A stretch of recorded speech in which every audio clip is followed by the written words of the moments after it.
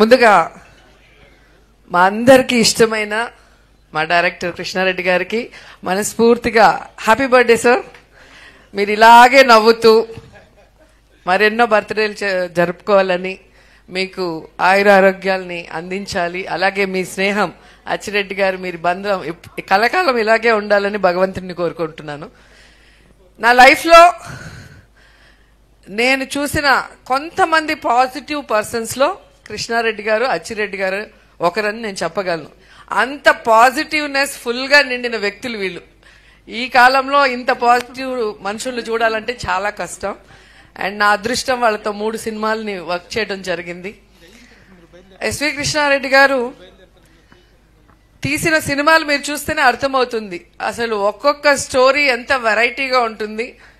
ఆ స్టోరీని ప్రజలు ఎలా రిసీవ్ చేసుకొని సెన్సేషనల్ హిట్స్ ఇచ్చారు. అందులో నేను చేసిన సినిమా కూడా ఒకటి ఉంది, శుభలగ్నం. ఒక భార్య భర్తను అమ్మేయటం అనేది నిజంగా ఎవరు ఎక్స్పెక్ట్ చేయరు అలాంటి స్టోరీ. సో అలాంటి ఒక సినిమాని కన్విన్సింగ్ గా తీయటమే కాకుండా అది ఎంత పెద్ద హిట్ అయిందో మీ అందరు కూడా చూశారు. జగపతి బాబు గారి లైఫ్ లో ఫస్ట్ సూపర్ హిట్ ఆ మూవీ.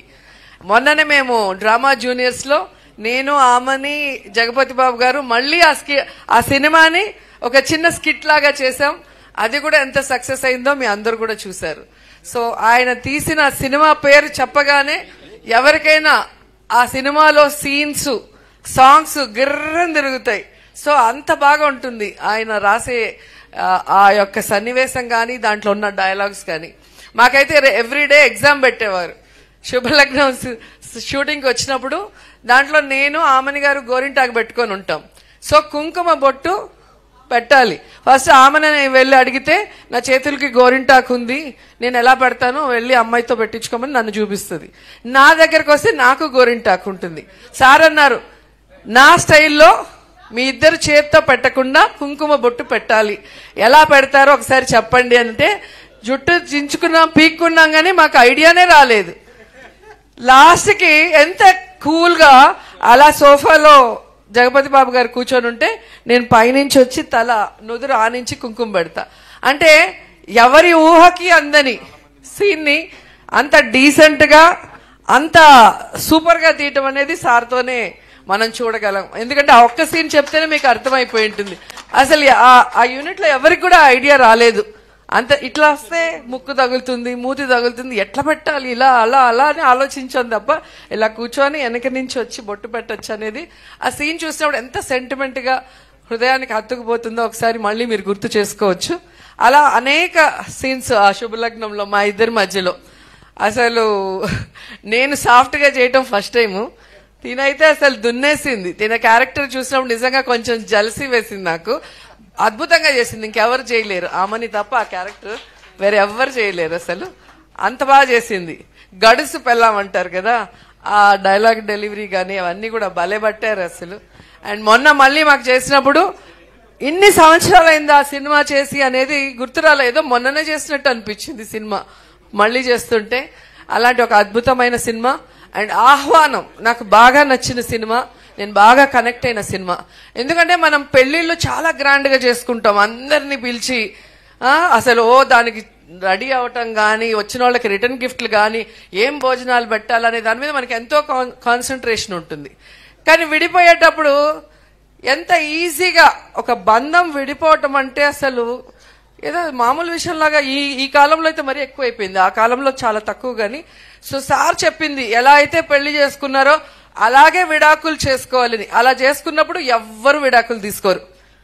ఆ తంతు కనుక జరిగితే పెళ్లి తంతు, దాన్ని రివర్స్ లో మళ్ళీ అందరినీ పిలిచి మళ్ళీ అందరికి భోజనాలు పెట్టి మళ్ళీ తాళి ఇప్పించేది కనుక పెడితే నాకు తెలిసి ప్రతి ఒక్కరు సెంటిమెంట్ గా ఫీల్ అయ్యి ఆ బంధం ఎప్పటికీ విడిపోదు, కలకాలం కలిసిమెలిసి ఉంటారు భార్యాభర్తలు.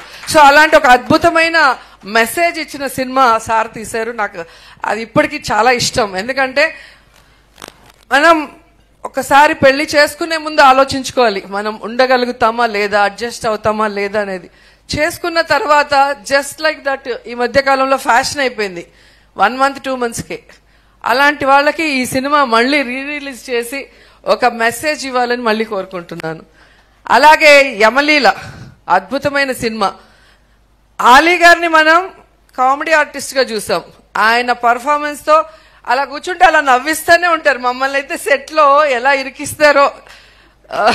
ఒక సినిమాలో అయితే డైరెక్టర్ గారు చాలా సీరియస్, ఒక మలయాళం డైరెక్టర్, తెలుగు సినిమా, దాంట్లో సీనియర్ ఆర్టిస్టులు అంతా ఉన్నారు. ఆలీ సైలెంట్ గా నించొని జోక్లు వేసేస్తూ ఉంటాడు, మేమందరం దొరికిపోయి తిట్లు తినేవాళ్ళం.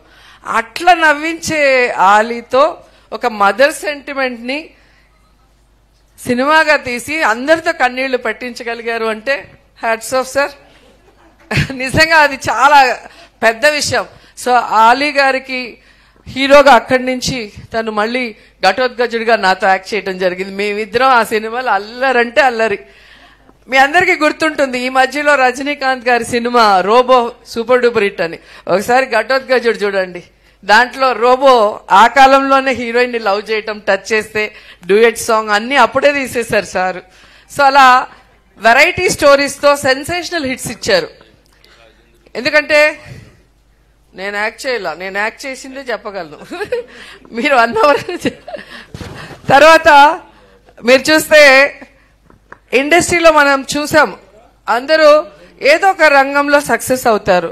కానీ కృష్ణారెడ్డి గారు మాత్రం డైరెక్టర్గా, రైటర్గా, ప్రొడ్యూసర్గా, హీరోగా ఇలా మల్టీ టాలెంటెడ్ అన్నిట్లో కూడా సక్సెస్ అయిన వ్యక్తుల్లో ఆయన కూడా ఒకరు. ఆయన పేరు ఎస్వి కృష్ణారెడ్డి అంటే సత్య వెంకట కృష్ణారెడ్డి గారు ఫుల్ నేమ్. కానీ నేను అనుకుంటాను ఎస్ అంటే సెంటిమెంట్, వి అంటే వినోదం. సో సెంటిమెంట్ ని వినోదంని కలగలిపి ఆయన తీసిన సినిమాలతో ఆయన ఇంటి పేరుగా పెట్టుకున్నారు ఎస్వి కృష్ణారెడ్డి గారు. అండ్ ఇండస్ట్రీలో ఆయన సినిమాల సక్సెస్ చూసి ఎస్ అంటే సక్సెస్, వి అంటే వర్సటైల్ అని కూడా చాలా మంది అనుకున్నారు. అన్ని సూపర్ హిట్స్ రాజేంద్ర ప్రసాద్ గారితో గాని, మాతో గాని, ఇక్కడున్న అందరూ, ఆమని, ఇంద్రజ, లయ, రవలి, చాలా మంది కనిపిస్తున్నారు.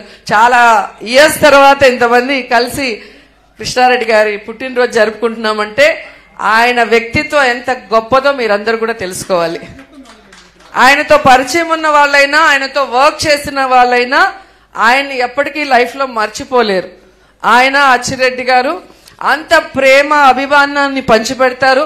సొంత కుటుంబ సభ్యుల్లాగా మనం చూసుకుంటారు. కాబట్టే ఈ రోజు ఇంత బిజీ షెడ్యూల్లో కూడా ఇంతమంది ఆర్టిస్టులు, ఇంతమంది హీరో హీరోయిన్లు, ఇంతమంది టెక్నీషియన్లు ఇక్కడికి వచ్చి సార్కి విష్ చేయాలి అని విష్ చేస్తున్నారు. ఆ విషయం అందరూ కూడా మరొకసారి గుర్తు చేసుకోవాలి.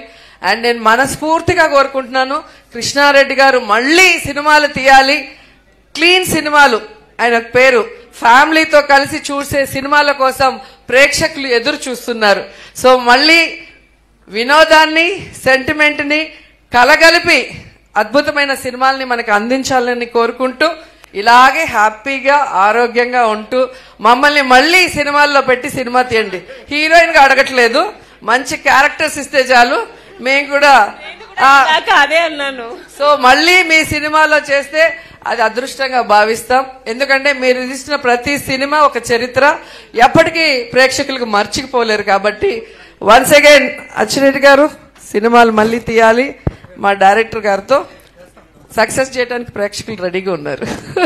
Wish you many more happy returns of the day sir. మీ స్నేహం ఇలాగే 10 కాలాల పాటు గట్టిగా ఉండాలి. Thank you sir.